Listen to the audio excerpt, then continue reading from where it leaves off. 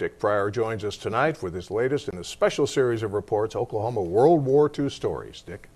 The United States was walking a fine line in the months preceding its entry into World War II. America wanted to stay out of the war, but was involved in aiding its European allies. The U.S. was helping to arm Great Britain and Russia through a Lend-Lease program and was helping train British pilots. The U.S. was also taking economic sanctions against Japan. War was a possibility for the U.S., but it became a reality on December 7, 1941.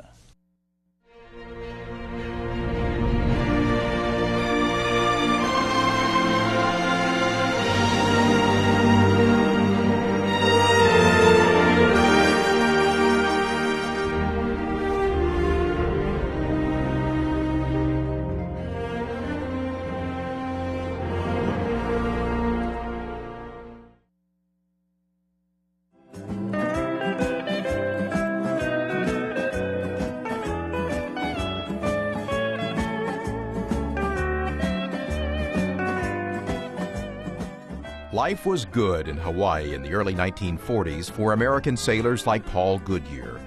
He and his shipmates aboard the USS Oklahoma performed maneuvers and maintenance during the week, took liberty on the weekend, and enjoyed the laid-back island atmosphere.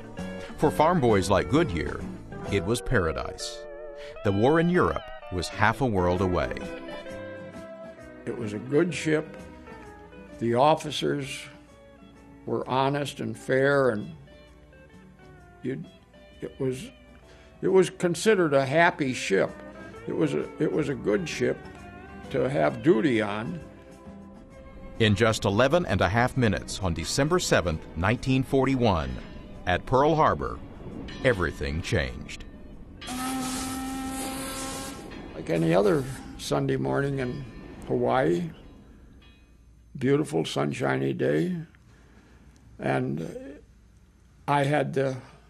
we had come in on Friday night, and I'd had liberty on Saturday, and I had the 8 to 12 watch on Sunday morning, and we saw a line of planes, maybe 6, 8, 10, I really don't know how long it was, but they were flying from our starboard to our port side about a mile ahead of us. And as they got almost ahead of us, the first plane dropped a bomb. A minute later, the second plane dropped a bomb. Well, as the third plane dropped his bomb, there was a miniature ball of firelight. And I had a pair of 750 binoculars, and I put them to my eyes, and that meatball hit me right in the eye. And right then we knew it was the Japanese. A few minutes later, another line of planes launched a second attack. And Goodyear plunged into the oily waters. When I dropped off, the ship was still 90 degrees, so I just stepped off and dropped in the water and swam to the Maryland. This is only a 50-foot drop, so. And at that time, I didn't even worry. If it had been 500 feet, I think I would have jumped.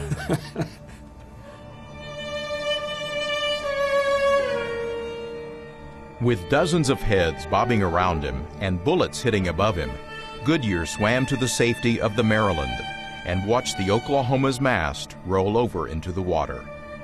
429 sailors and Marines perished in the watery tomb that was the Oklahoma, the second greatest number of casualties suffered by the 9 battleships in the harbor. The Japanese have attacked Pearl Harbor, Hawaii by air, President Roosevelt has just announced. The attack also was made on all naval and military activities on the principal island of Oahu. I knew it was a war, and I knew I was going to be there for the rest of it if I lived. We interrupt this broadcast to bring you this important bulletin from the United Press. Flash, Washington. The White House announces Japanese attack on Pearl Harbor. The attack on Pearl Harbor stunned the nation and left America no choice but to enter the war. The facts of yesterday and today speak for themselves. I believe that I interpret the will of the Congress and of the people when I assert that we will not only defend ourselves to the uttermost, but will make it very certain that this form of treachery shall never again and dangerous.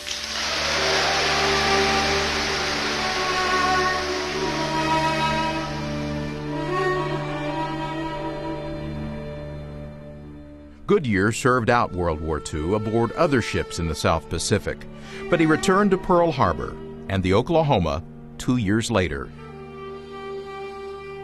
The ship had been righted, and armed with a flashlight, Goodyear went back into the pitch-black crew compartment to look for 2 items he had left: a ring intended for a lady friend and $130. It was just one big room, and we all shared the same area. And when I saw those bones down there, I knew very well that I knew a lot of those kids. Of course, there was no identification because there was just piles of bones, and they were just commingled all over the place.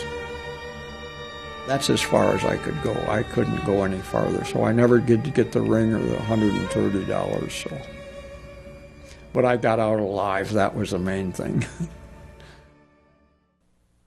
Like many veterans, Paul Goodyear did not talk about his World War II experiences for many years. But now Goodyear is speaking up, telling the story of the USS Oklahoma and leading the fundraising for a permanent memorial to the Okie at Pearl Harbor. The USS Oklahoma is the only battleship at Pearl Harbor that does not have a memorial. That will change on December 7th when the USS Oklahoma Memorial is dedicated near where the Oklahoma was attacked, just off the coast of Ford Island on Battleship Row. The Oklahoma, the old battle wagon, whatever happened to her?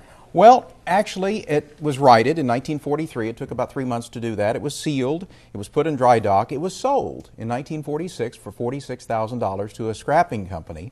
And then they attached a tow line to it in 1947 in May, and they were taking it to San Francisco. The tow line broke. It sank again 3 miles under the Pacific. That's where it is. And that's where she rests today. It still is Fascinating, Dick. Thanks a lot.